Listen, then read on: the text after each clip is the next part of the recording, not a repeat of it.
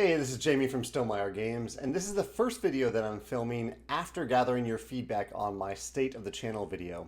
And one of the things that you asked about, well, the thing that you overwhelmingly asked about was for me to occasionally do design diary post about my own games, the Stonemaier Games. And today I'm not going to do that. But one of the other things that you asked for was for me to kind of just talk about a general game design and publishing and production concept, how it might relate to the current state of the board game industry, and tied to that, sometimes bring in topics that I often more cover on the Stonemaier Games blog, which is where I typically talk about crowdfunding and publishing, sometimes production and entrepreneurship.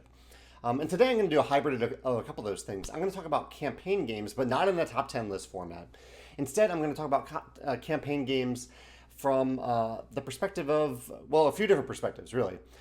This is really rooted in an article I wrote called The Future of Campaign Games. And sorry if this is distracting. I'm going to be looking at my other screen a little bit where I have a few different things up, including the article that I wrote that I'll link to below called The Future of Campaign Games. And in it, I start out by talking about how, actually, when I wrote it, I wasn't done with My City, but I was still, now I'm finished with the 24 game My City campaign. And I said that soon we're going to start playing Betrayal Legacy. I also have multiple pre-ordered campaign games on the way to me, including Role Player Adventures, Sleepy Hollow, Now or Never, The Emerald Flame, The Seventh Citadel, and Soul Raiders. And I also have some that I haven't completed playing. I haven't played Sleeping Gods again. I played it once, haven't played it twice. I haven't played the 3-game Destinies campaign. So I have some visuals I'm going to show you today too. So I played 1 game of Destinies, but not the 3-game campaign. So I have that to play through. And then when I wrote the article, there were a lot of games on Kickstarter and crowdfunding, GameFound, like Earthborn Rangers, Aridia, Divinus, and Lands of Galzir. I ended up backing 2 of those games. But I was also just feeling a little overwhelmed. I was like, with so many campaign games, every time a new one comes out and I look at how many that I haven't played, not even if they're not on my shelf yet, but they're incoming, I feel like I'm becoming less inclined to buy yet another campaign game, and maybe more inclined to buy games that don't require a campaign for me to experience the game. And one of the big reasons, in addition to that I've been thinking about it, is that I am designing a campaign game right now.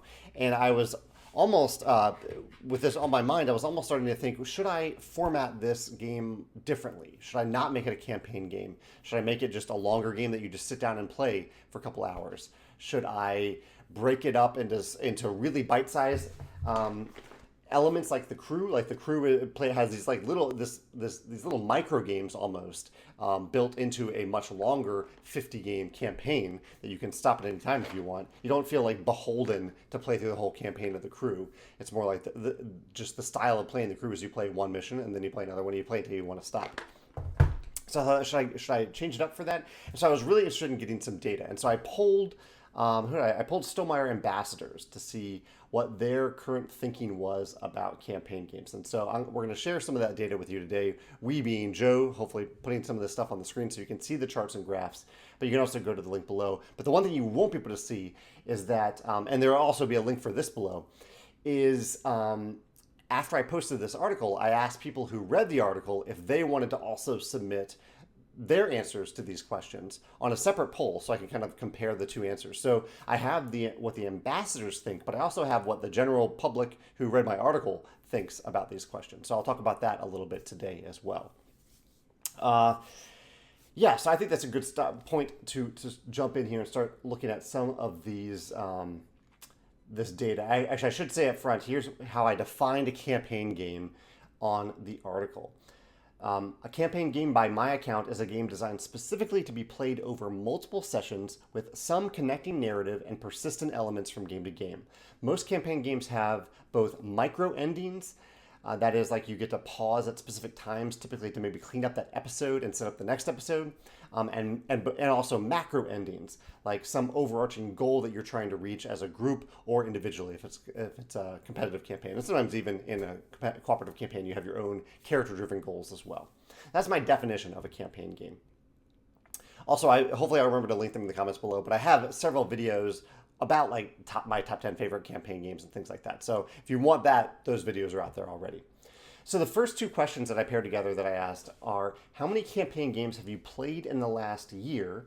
And how many campaign games are currently on your shelf of opportunity or will arrive soon? And the data suggests that people are averaging around 2 campaign games a year.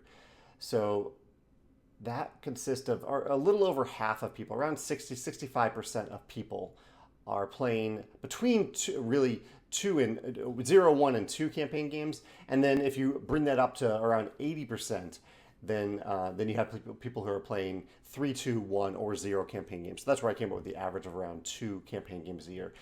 And that's a very interesting number to me because that really is not all that high. Like, think about the number of different games that you play every year, and only 2 of them are campaign games on average. That says to me a little bit that there is a limit, that people aren't necessarily looking for dozens of campaign games every year. Maybe they're just looking for a few really good campaign games a year. Comparing this to the public data, let's see if it's all that different. It is a little different. It looks like for the, well, yes, it's not that different. The biggest difference between the two is that it looks like in the public data, 18% of people said that they play 5 or more campaign games a year compared to 13% of people among Stonemaier ambassadors. So that is, I mean, that's a statistically significant difference. That's a whole 5% of this overall question more in terms of the public. I still think that's a relatively small number, but that maybe indicates that there is a certain audience that just eats up these campaign games. That's what they primarily play, that they're happy to play a number of campaign games every year. I think I'm probably somewhere in the 3 to 4 category, 3 to 4 campaign games a year. Yeah, that seems to be pretty much on par for what I've done this year. I did Charterstone, I did My City, I did Sleeping Gods, so that's 3 for the year. And yeah, I think I might be missing one, but I think it's around 3 or 4. It will be around 3 or 4 this year. The other question was, how many campaign games are currently on your shelf of opportunity or will arrive soon and end up on that shelf? And let's look at these results. So it looks like people are averaging around 3 campaign games that are waiting to be played among the ambassadors. And the data is almost identical with at least in terms of the average for the general public. So that's interesting to me as well, that people are playing on average 2 campaign games a year, but they have 3 more in the wings waiting to be played. And like I mentioned at the beginning of this video, I have way more than that. Even I have 1, 2, 3, 4, 5, 6 campaign games that are currently in some level of production and might be arriving sometime over the next few months or year. I don't think I actually have any on my shelf right now, unless I'm forgetting something, other than Destinies, because I do have the 3-game campaign to play there. But yeah, that says to me a little bit again that maybe while people still want campaign games, they're putting them on their shelves. That maybe the interest, that maybe there's a limit there. And I'll talk about this a little bit later. I don't necessarily know if this should impact game designers all that much. Like, if you have a great idea for a campaign game and you're willing to spend the time designing it, go for it. But I wonder if the market is going to be a little more constricted, or will continue to be a little bit more restricted. However, at the end of this video, I do have some recommendations based on this data of how to structure that campaign game in a way that could be appealing to quite a few people. So the next question I asked is, if you hear about a game that sounds awesome, and then you learn that it's a campaign game. So you hear about a game, you're like, okay, wow, that sounds really, really cool. I heard about the Shards of Infinity, Shadow of Salvation campaign expansion. Sounds really cool. The mechanisms sound really cool. And then I learned, oh, it's a campaign expansion, or it's a campaign game. Does that impact your excitement? And 50% of people said their excitement doesn't change. And 27% of people, around 28% of people, said that they are more excited if they then learn it's a campaign game. 21% says their excitement goes down. There's a number of ways that you could interpret this data because it goes both ways. There is an overwhelming majority either way. And the public data is pretty similar. The percentages are higher, but it's pretty much an even breakdown between those who are more excited if they learn it's a campaign game and those who are less excited if it's a campaign game. It's around 30% both ways. 30% both ways are more or less excited if it's a campaign game. So I don't know if there's much to be learned from this particular question, because it doesn't really indicate strongly either way. But I think it is an interesting question to continue to ask and to look at over a longer period of time. I might do a similar poll about this next year to see how people's behaviors and excitement about campaign games continues to evolve and change. The next question I asked was, if you've ever purchased and played a campaign game you enjoyed, but you didn't finish the campaign, how did you feel about it in retrospect? So this was I was trying to examine the idea of exit polls, essentially. So this is a thing that is done in the movie industry. People might be really excited about a movie, and then you ask them after they leave the movie, how did you feel about that? Right at the end, like right after they walk away from the movie, how did you feel about that movie? Because that might change over time.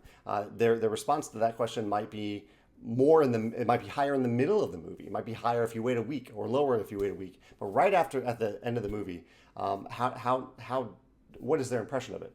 And so I wanted to ask this about campaign games because, from my perception, there are plenty of campaign games that people start and don't finish. I don't even know, actually, I say that, I don't know if I have a ton of them on my list. I know that I played and finished a Sleeping Gods campaign. Let me pull that out.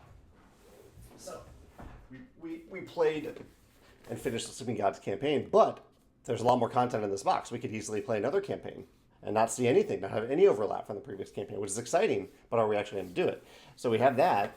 I also have Clank Legacy down there, which we did play the full campaign. Offhand, I can only think of one campaign game that I played that I didn't finish. Oh no, Gloomhaven is one. I definitely did not finish the Gloomhaven campaign. It's just too big. And what was the other one? Oh, the Legacy game set on the Age of Sail Legacy game by Rob Daviau, that Seafall. I didn't finish that campaign. And so the options I gave people were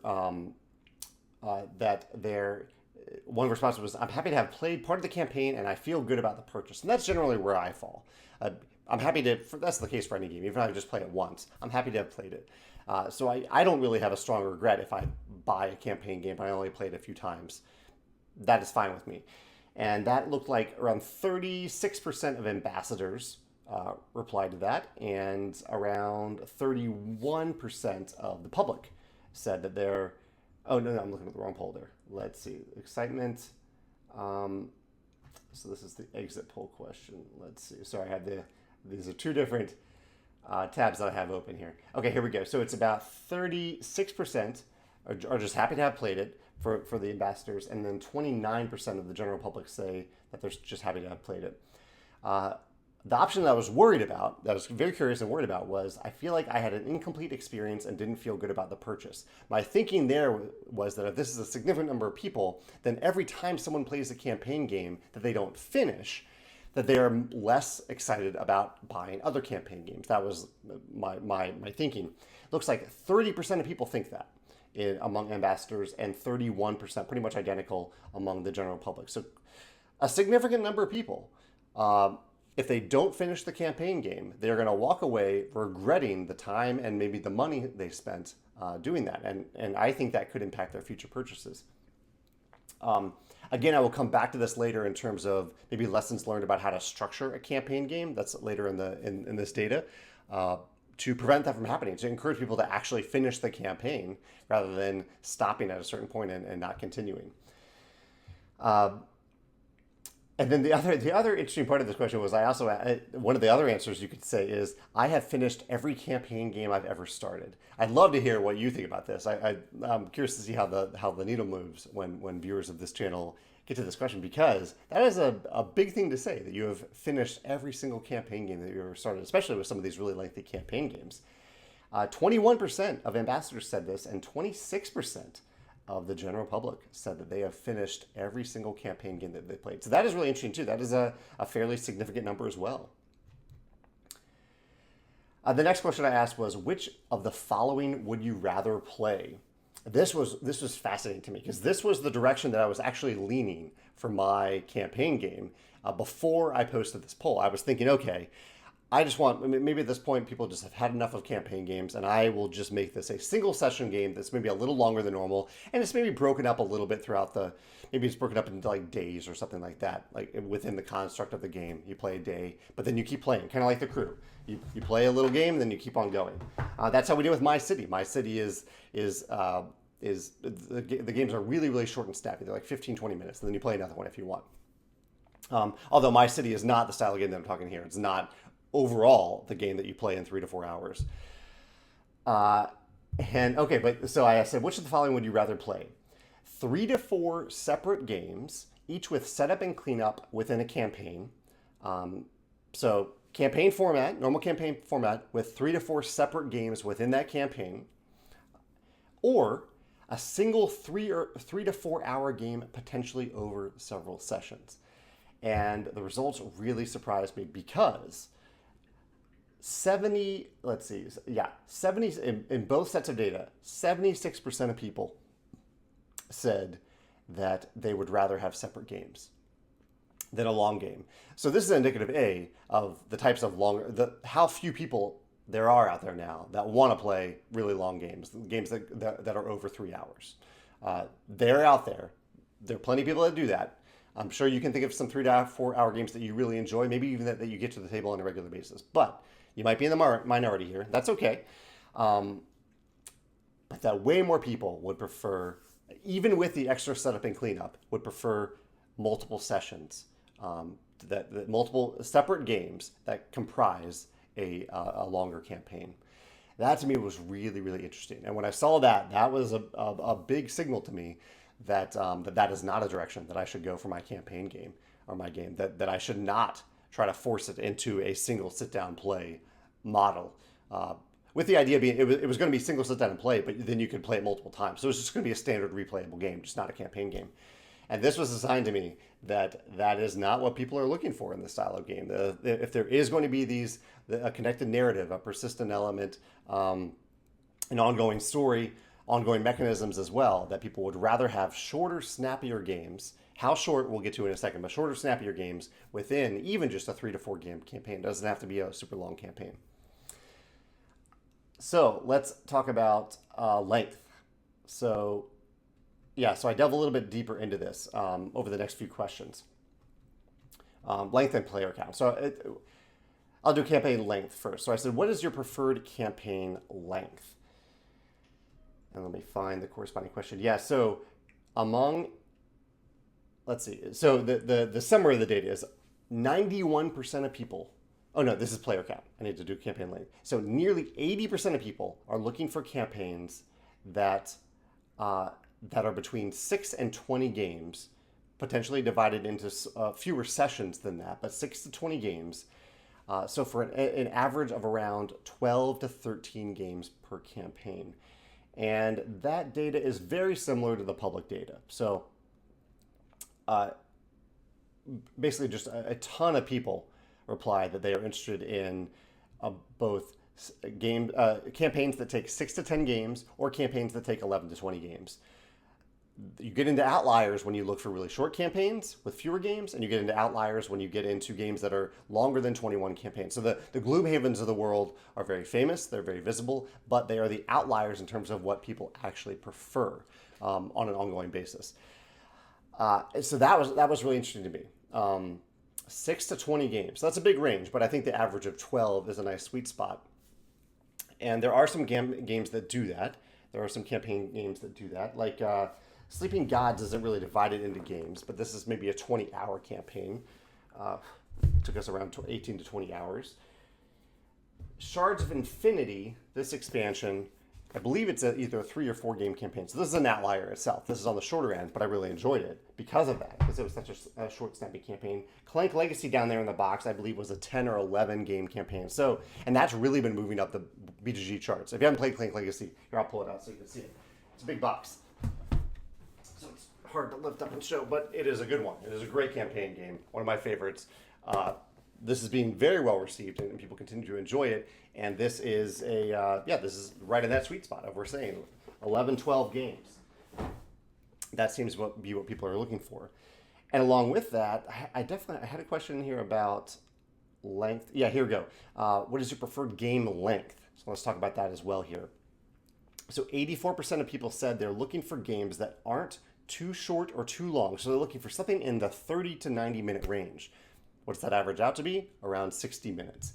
So it appears that shorter campaign games like The Crew or My City, well, I really enjoyed them personally. This is my personal bias coming in. I really enjoyed them personally, but it appears that most people prefer just a little more meat, like the 30 to 45 minutes of The King's Dilemma. Actually, yeah, that's another campaign game I played this year. I totally forgot about The King's Dilemma.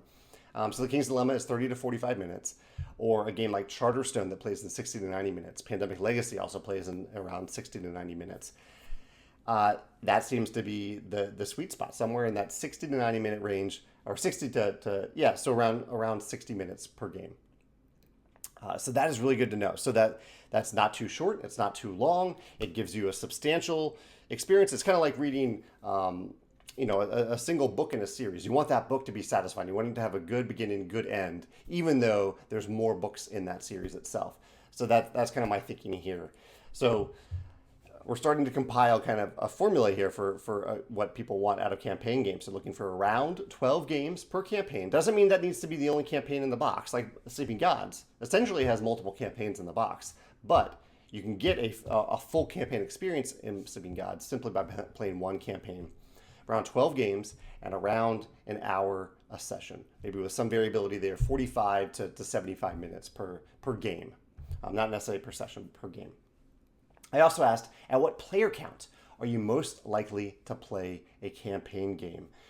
And player count, yeah. So 91% of people said that they play campaign games at 2, 3, or 4 players. That was the ambassador data. Let's see what the general public says about that. Player counts. Okay, yeah, this was really interesting. So yeah, so part of that, 2, 3, or 4 players. That was interesting to me. You might know at Stonemaier Games, we publish games that play up to 5 players. So every one of our games plays between 1 and 5 players. Some of our games play up to 6, some even play up to 7. And this was a little reminder to me. I mean, even though we're going to keep doing that, we are going to keep doing that. That the 5-player count in a campaign game might be a little bit more of an outlier. We're still going to keep doing it because that's part of our model. That's part of what we're known for, I think. But that is a little bit of a signal there that you don't necessarily need to design a campaign game for 5 or 6 people. That could end up slowing down the game itself. And so designing around 2, 3, or 4 players is really the sweet spot here. However, the really interesting data point to me is that my perception was, and still is to a certain extent, that campaign games are great for solo play. It isn't something I do myself, but because you don't have to coordinate that group of people, you don't have to rely on a partner to be equally invested in the campaign. Solo play for campaigns is really nice. It's completely flexible. You can do it whenever you want. And I was surprised to see that in the ambassador data, the number of solo players was really low. It was around 7 or 8% of people said that they play campaign games solo, which surprised me because among our ambassadors are plenty of solo players. Like solo play is a big part of some of our games. Almost all of our games have solo modes, robust solo modes. And so I think in this case, the public data is probably a little bit more indicative of the truth, which is 17%. The public data said 17% of people prefer to play their campaign games solo. That to me seems more accurate, and I think if that holds up, after some of you also fill out this poll, this survey, I think it adds to the importance of having a robust solo mode in your campaign game. I think that is really, really important. I can't see any reason why you wouldn't put a solo mode in a campaign game. I think that's one of the reasons why Arkham Horror, the card game, has done so well. So what am I missing here? Okay, so one of the sometimes in this survey I was just asking questions in different ways to see how people would respond. And one of the things I said was, if your budget currently allows for only one of the following campaign games, which are you most likely to buy? A very odd question to ask, but I just wanted to see what the data would be. And 77% of people said that they are most likely to buy a $50 to $70 campaign game advertising 20 to 30 hours of gameplay, opposed to a longer, pricier campaign or a shorter, cheaper campaign. So we have the, let's see, games. So Destinies fits into that model. Clank Legacy does. Sleeping Gods, I believe, does. I don't know the actual MSRP on Sleeping Gods, but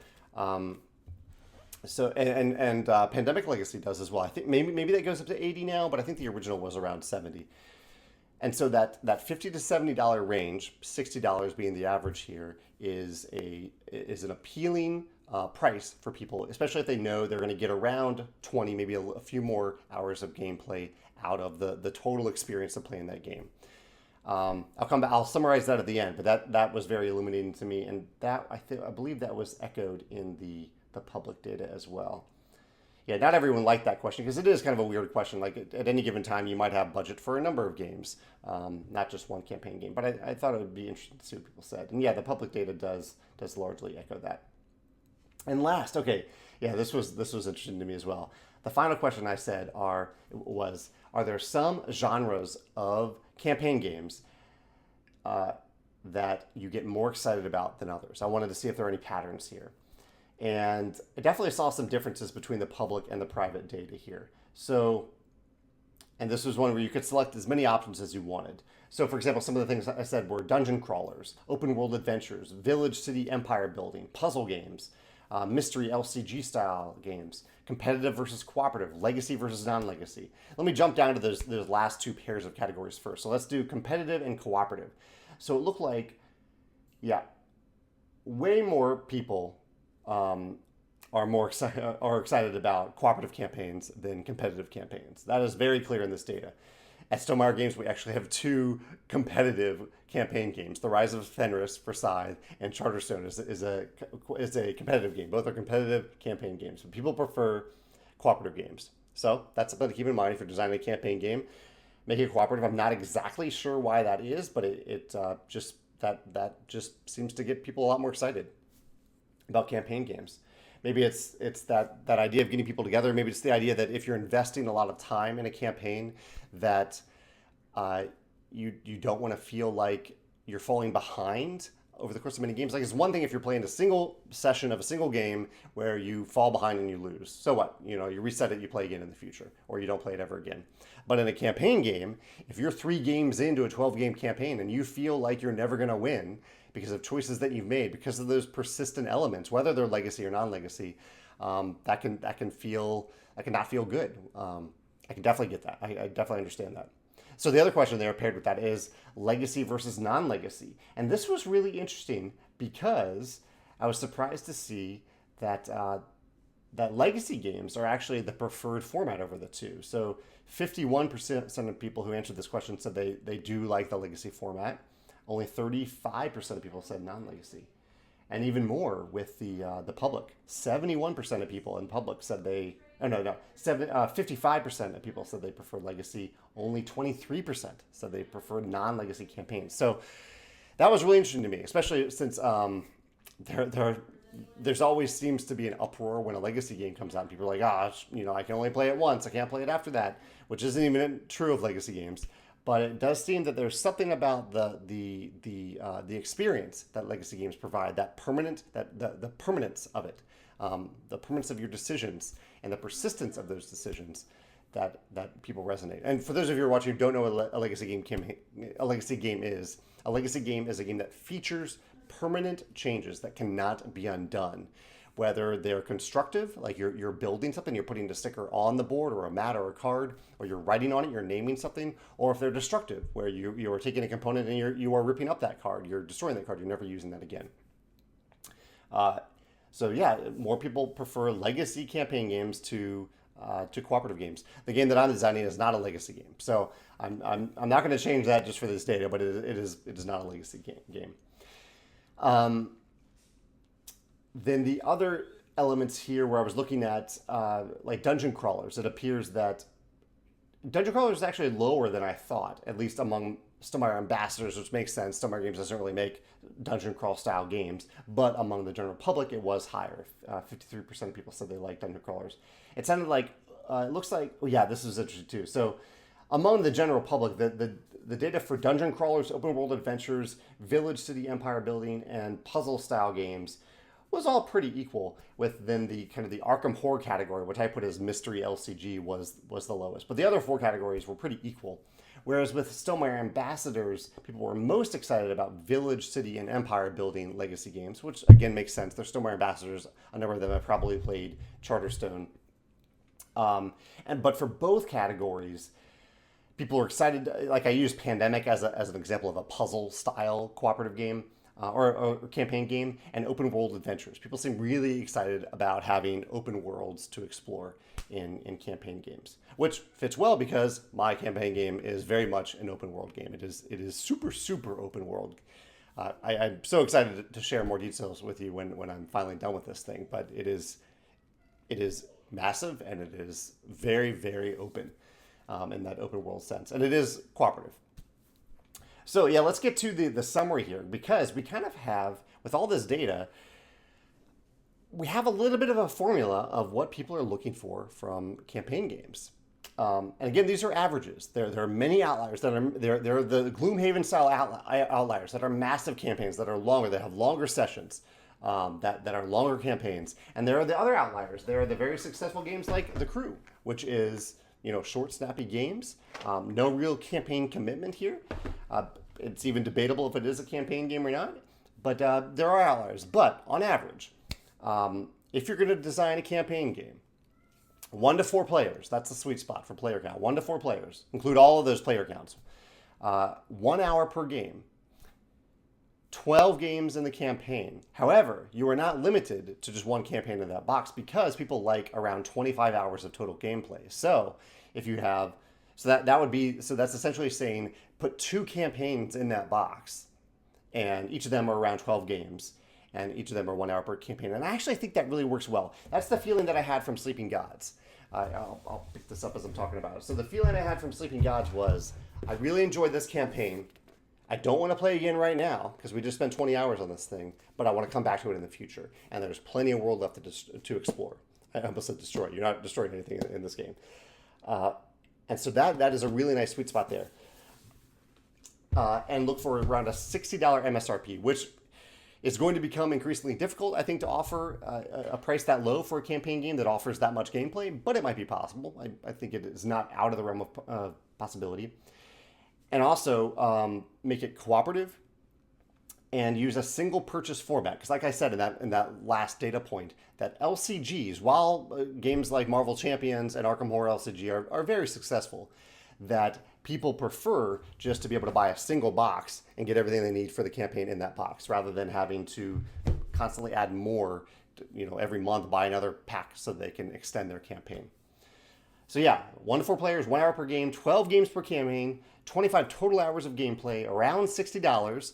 Maybe not necessarily even MSRP, but maybe that's the pre-order price. Maybe that's the online store price. The local store price can even be discounted down to $60. And cooperative and single purchase format. All this data definitely, as you can tell, has been on my mind a lot, has been influencing what I thought about for my campaign game. And one thing that I didn't talk about in the post here, but in fact, the post it looks like it has the videos about my top 10 favorite campaign games, and then the original video of my top 7 campaign games, and some design thoughts about that, so you can delve deep. That's an older video. But I did finish My City recently, and one thing I really enjoyed about My City, it was a 24-game campaign, single play, so it doesn't fit all the descriptions here, and it was competitive, so it doesn't fit some of these things here. But one thing I think it did really well is that it broke down games into chapters. And so each individual game, each episode was around 20 minutes, 15 to 20 minutes. But they were broken into, there were 3 games per chapter. And so often when we sat down to play, we wouldn't just play one game. We wouldn't sit down for 20 minutes. But we liked the option was there, that we could stop after 20 minutes. That actually made it more likely for us to say, let's play one more time. And then let's play one more time, because it's only another 20 minutes. What's that going to be? But the chapters created a nice, both a nice stopping point, because there were 3 games per chapter, so we could play 3 games in about an hour, and they provided a nice both narrative and mechanical element, because the game could say, okay, for the next 3 games, this is a rule for you to remember, and then you don't have to worry about it anymore. Or after these 3 games, you will know this rule really well, and you will have it from then on, but you won't have to really think about it all that much. I really liked that structure of breaking down these more micro games into 1 hour sessions of 3 games each. So I think that's kind of a cheat around some of the data here that said that they prefer longer games, games not super long, but games that last around an hour. That if you do have a campaign game that really excels in that shorter format, 15 to 20 minutes or 10 to 20 minutes even, that if you consolidate that into, if you group that into chapters of a few different games, that is really nice. I think that's a really clever workaround for that. And that's something that I'm thinking about for my campaign game as well. That I think I might include. It might be it might fit fairly what I've said here. There might be a 12-game campaign, but each game is pretty short and snappy. Maybe as many as 30 minutes, but it might be less. That are grouped into little kind of missions. So you might have like a 3-game mission, and you try to accomplish that mission within 3 games, and then you move on to the next mission within the campaign. Just something that my city gave me to think about that you might find interesting as well if you're trying to figure out exactly how to structure your campaign game. Went a little long here, sorry about that, but yeah, I thought I'd give this format a try. I'd love to hear your thoughts about campaign games and all this data. Let me know what you're reading from this data. Obviously, this is a very small data set, and so your opinions might be different. That is totally fine. Fill out the survey, add your opinions to this data, and let me know what you learned from it. I'd love to hear your thoughts in the comments below. Thanks.